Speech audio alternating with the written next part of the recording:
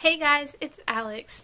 If y'all have been watching my vlogs at all, you know that I've been going on a bit of a young adult contemporary binge. I have read, I believe, 3, 7, 8, I think. I've read 8 young adult contemporary novels in the past week or so, and I'm probably going to read a lot more. So I'm going to be doing a series of book talks specifically on young adult contemporary novels. I'm going to start with the first 3 that I read, which 2 of them I really enjoyed and 1 of them not so much. And these are all pretty popular books right now, I believe, or they've been popular. I pretty much just picked books that I'd heard of. The first one I'm going to talk about is going to be the lightest and fluffiest one, which is Tell Me 3 Things by Julie Buxbaum. I tried to listen to this as an audiobook first and quickly remembered why I don't listen to audiobooks. I just don't retain that information at all. It surprised me by how much I enjoyed it. It follows the main character, Jessie, as she moves to California with her father and her new stepmother and stepbrother, and she starts a fancy private school where she doesn't know anyone or how to act, and she gets emails from an anonymous boy who basically starts out just helping her get through the school day, and then they become really close friends, and it becomes something more than that, and she still doesn't know who he is. It's cute, fluffy, generic, and utterly predictable in every way. There are no subplots here that are new. There's nothing that surprised me. It's pretty much the same old, tired cliches, tropes that have been in YA contemporary for a very long time. But if you like this sort of thing, I think you will really like this book. I gave it 4 stars, and it was a very worthwhile read. I was tempted to go down to 3 stars, but it genuinely made me laugh a lot. Like, I was laughing out loud for a good portion of this book, and it takes a lot for a book to make me laugh, because supposedly funny books, even if they amuse me, they don't make me laugh, and this made me laugh, so that bumped it up an extra star for me. I did guess who Somebody Nobody was the first time they were introduced. It was a game of, oh look, first description, find the love interest.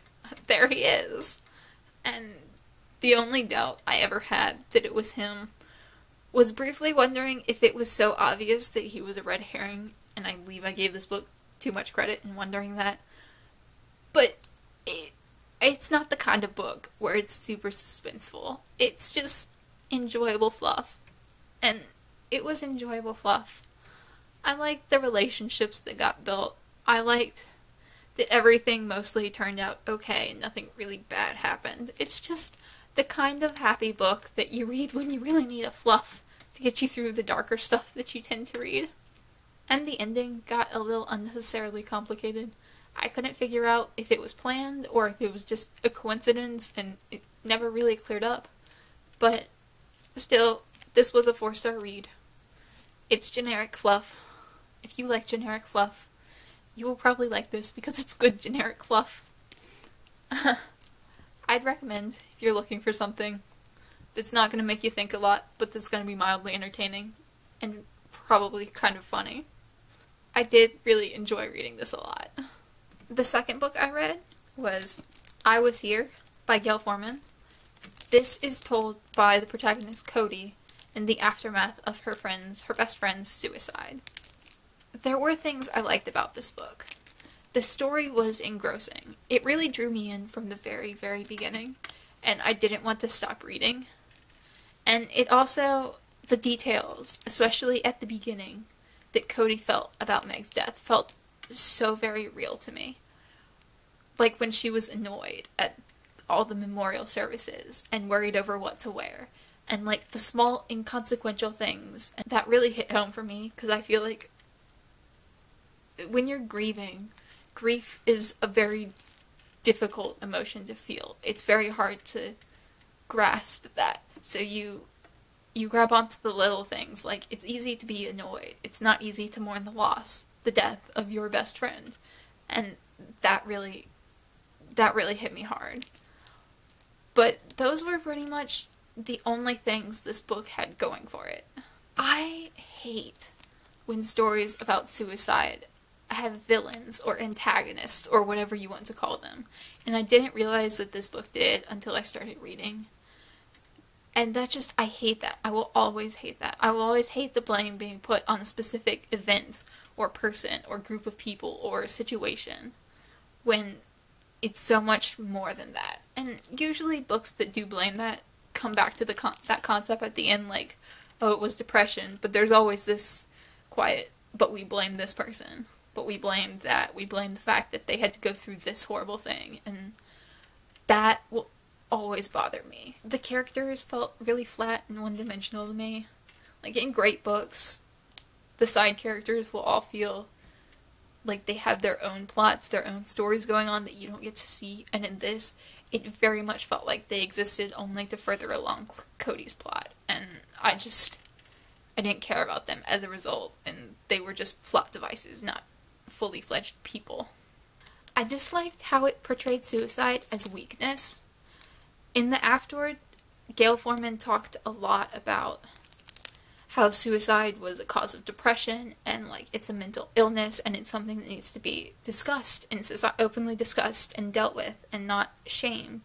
But in the book, I felt like Meg's death was considered weakness, whereas Cody's continued survival was seen as strength. And there was one scene where Cody's mother said, "You got stones and you polished them and made a necklace. Meg was given gems and she hung herself with them." That disgusted me. Like, she clearly has depression. Like, it's discussed that she has clinical depression and that she's struggled with that. Like, that's not given an easy life. And that turned me off so much from this book. Like, I could not enjoy it after that.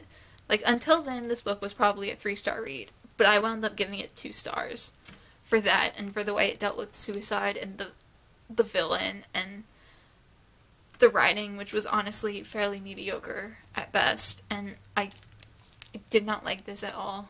The story was compelling, and it wasn't a boring read. It was just the way it treated suicide seemed gross, and the ending, I hated the ending. I loved the penultimate chapter. It made me cry, and the last chapter made me angry. I'm not going to get into spoilers. If you've read it, you probably know what exactly made me angry. And Ben and Cody's relationship on a whole was just kind of gross. And the way they were like, oh, well, Meg died, but it's bringing us closer together, so that's a plus. And like, no, that's gross. Like, I wouldn't recommend it as a book about suicide. Nina LaCour wrote Hold Still, which is a similar premise about a girl whose best friend commits suicide, and I feel that that book was a much better representation as a whole. So I would recommend that over this, and just maybe give this a pass. I read If I Stay by Gayle Forman a few years ago, I think whenever it came out, and I wasn't too taken with that either, so this is probably where I stop reading Gayle Forman at all, and if I see her book, I probably won't pick it up.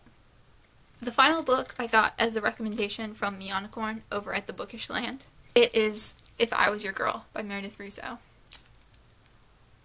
I have read about 450 books in the past 7 years, and this is the second book I have read by an openly trans author, and the only fiction book I have read by a trans author, and that's a problem. This is an important book. That was what I came away thinking more than anything else. This is important, and people should read this. It tells the story of a trans girl who, she transitions in high school, and she changes schools and goes to live in a different city with her father, so that people won't know about her past, people won't know about the person that she used to be, so that she can pass as a cis girl. It's that story and how she makes friends and deals with people and gets a boyfriend, and there's a love story and a romance. It's, in all honesty, a very mediocre book. I did not think the writing was that great. Most of the side characters felt very one-dimensional. All of her friends had, you know, their one thing. Like, there was the religious friend, there was the gay friend, there was the other friend who I don't know what she did, but she was the one who didn't have a thing. And other than that, they weren't really developed as characters. There was the bi girl, there was the boyfriend, there was the boyfriend's jerk friend. Like, this was... it felt very one-dimensional. But Amanda herself was so well crafted, and her character was amazing, that she was the driving force behind this whole book, and she made it worth it. And the fact that this is an Own Voices novel about a trans girl in young adult literature makes this book so important, that even if the writing itself isn't that great, I would recommend this because it's important more than anything else. There are a lot of small things in this book that it dealt with, like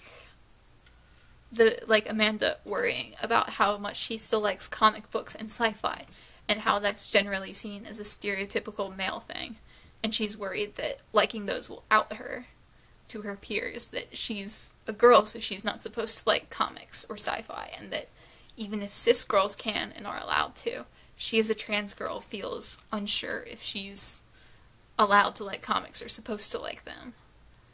And there were a couple of other small things like that, where she noticed being a girl and how being perceived as being a girl was a lot different from how she experienced being perceived as a boy. And there were a lot of those small little things that came from the author being trans herself. The only other really negative thing I have to say about this book is that it's not an incredibly realistic portrayal of life as a trans person, and the author does talk in the afterword, which I would 100% recommend reading if you read this book. Like, that is as important as the book itself. The afterword actually made me cry, so if you read this book, you need to read that. But Meredith Russo says that she writes a letter to her cis readers and says, this is not supposed to be an accurate portrayal. This is fiction. I made things easier for Amanda. I gave her access to surgery and hormones and things that she shouldn't have that great access to so young, or for her socioeconomic standing. And she made her pass as a cis girl incredibly easily, and all these things that went well for her. And it is important to note that, and note that this is not necessarily a typical trans experience, but at the same time, I think this is very much meant as like an It Gets Better book. Like, it's a book that gives a lot of hope, that gives, you know, you can live this life, you can be happy, you can, you know, if people find out about you, not everyone is going to hate you. Like, you deal with all these terrible things, but there is still happiness, and it had a very much It Gets Better message, and I don't think that's a bad thing. I do think people should read this book and give it a chance, even if only to support an Own Voices trans author. I gave this 4 stars, and yes, one of those stars is for context and for the fact that it is Own Voices and it's so important. I do really recommend giving this book a read. If you have any other recommendations for Own Voices books with trans protagonists, please let me know down in the comment section, because the fact that I've only read one that's fiction really bothers me, and I do want to read more. I haven't heard of any other than George by Alex Gino and this one. So do let me know, and let me know what you thought of all these 3 books down in the comments, whether you agreed or disagreed. I'd really like to know what you guys think of them, since YA Contemporary is so popular on BookTube. And that will conclude the first installment of my YA Contemporary binge. There should be 2 more coming very shortly, and probably a lot more after that. Bye, guys.